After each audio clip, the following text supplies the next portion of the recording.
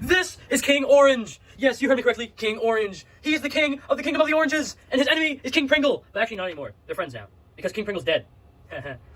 One of our brave and heroic knights assassinated and killed King Pringles. And so now King Orange is left unopposed, except King Pringle's kingdom, the Pringle Kingdom, is also still alive. And I don't know what their king is.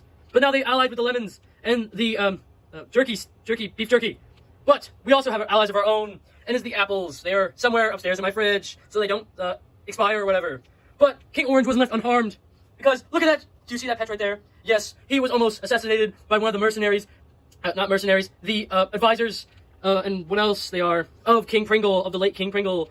She almost killed King Orange! The mercenary almost killed him! But he's all right now. He's been patched up. There's tissue under there, so the thing won't go under, because it is like a little thing, a little dent, not even a dent. King Pringle's alive! All hail King Pringle! King... I didn't mean to say that.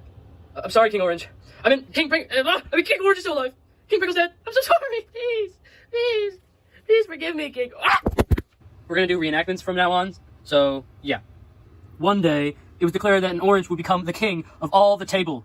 But then suddenly, a traitor among our people declared a new king. It was the Pringle King, King Pringles. That's right.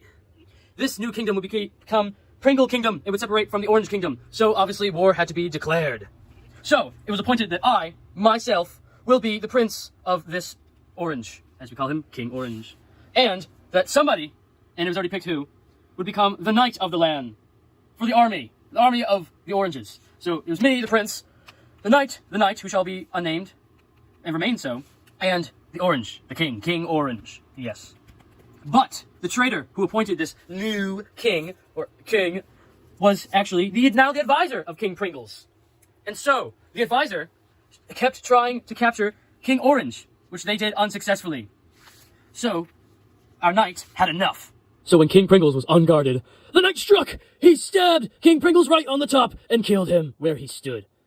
And then he dragged him away to eat him later, as a public execution. But the advisor of the now dead King Pringles was not too happy about her king being killed.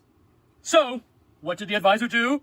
When the knight was away, she stabbed King Pringle with her thumb inside of King Pringle, and he was damaged. When the knight returned, he saw the prince trying to fix King Pringle, and he was panicked.